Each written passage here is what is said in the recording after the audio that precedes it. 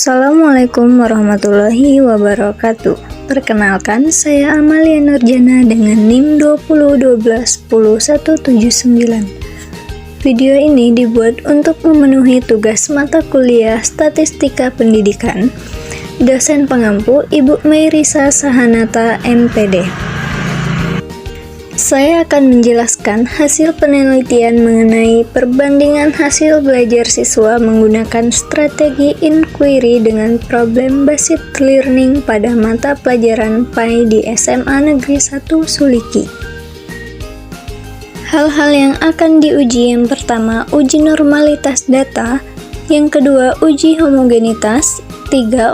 Menentukan uji hipotesis; keempat, uji hipotesis; dan yang terakhir kita akan memberi kesimpulan dari penelitian ini. Penelitian yang dilakukan di SMA Negeri 1 Suliki ini melibatkan dua kelas, yaitu kelas 11 IPA 3 dan kelas 11 IPA 4.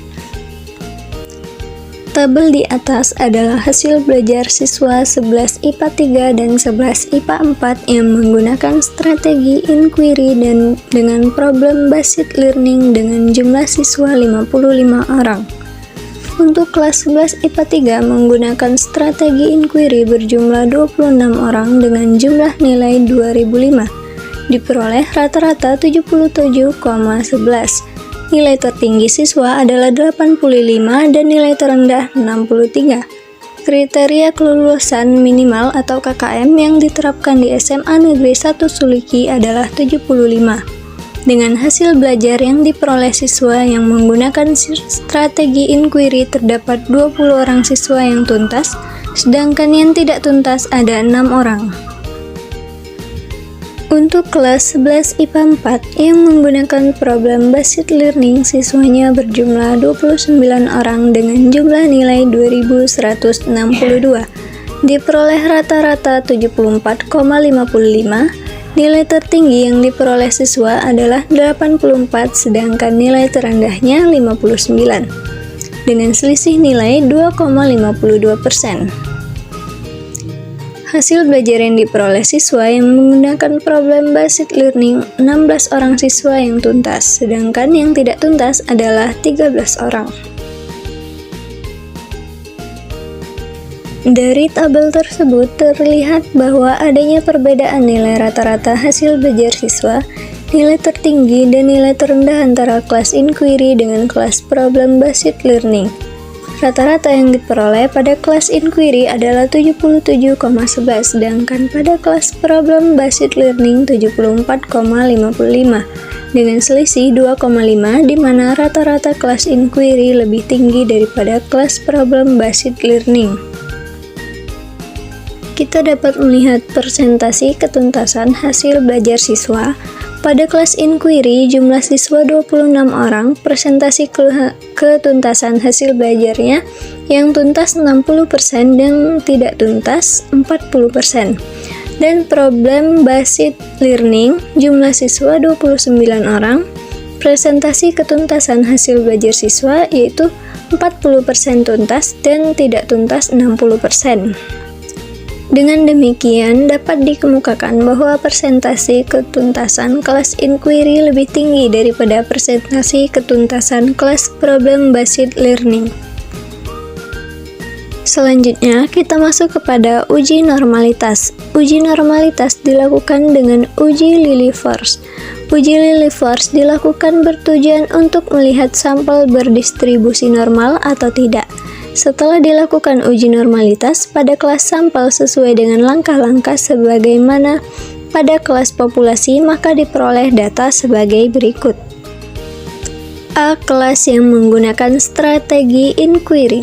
Berdasarkan hasil uji normalitas diperoleh L0 sama dengan 0,079 dan berdasarkan tabel nilai kritik L untuk uji Lilliefors pada taraf nyata, alfa sama dengan 0,05 dengan jumlah siswa 26 orang, diperoleh L tabel sama dengan 0,173.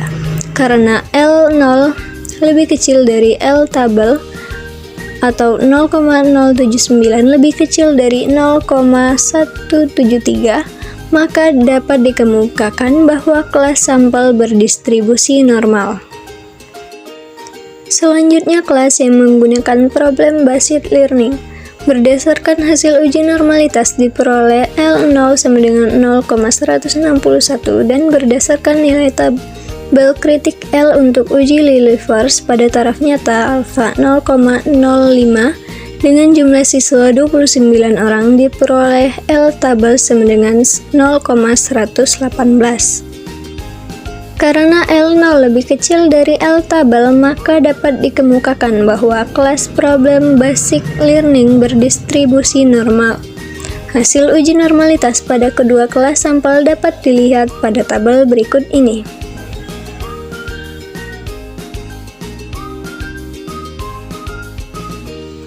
Lalu yang kedua adalah uji homogenitas. Uji homogenitas dianalisis dengan uji F. Uji homogenitas bertujuan untuk melihat kedua kelas sampel mempunyai variansi yang homogen atau tidak. Setelah dilakukan uji homogenitas dengan uji F sesuai dengan langkah-langkah yang telah ditentukan, maka diperoleh hasil sebagaimana yang terdapat pada tabel berikut ini. Dari data tabel tersebut, maka dapat dikemukakan bahwa data sampel tersebut memiliki variansi homogen. Selanjutnya, menentukan uji hipotesis. Berdasarkan uji normalitas dan uji homogenitas yang telah dilakukan, ternyata kedua kelas berdistribusi normal dan mempunyai variansi yang homogen. Oleh karena itu, untuk uji hipotesis ini maka dilakukan uji T. Selanjutnya, kita akan melakukan uji hipotesis. Setelah dilakukan uji normalitas dan uji homogenitas, selanjutnya dilakukan uji hipotesis. Uji hipotesis bertujuan untuk menentukan hasil belajar PAI siswa dari kedua kelas sampel berbeda secara statistik. Uji yang dilakukan di sini yaitu uji T. Berdasarkan hasil perhitungan dengan uji T, didapat harga T hitung sama dengan 1,85 sedangkan T tabel sama dengan 1,70. Pada taraf nyata, alfa sama dengan 0,05.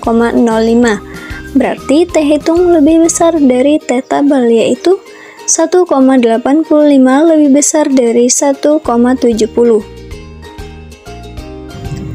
Dengan demikian dapat dikemukakan bahwa hasil belajar PAI siswa dengan strategi inquiry lebih baik daripada hasil pembelajaran menggunakan strategi problem based learning di SMA Negeri 1, Kecamatan Suliki, Kabupaten 50 Kota.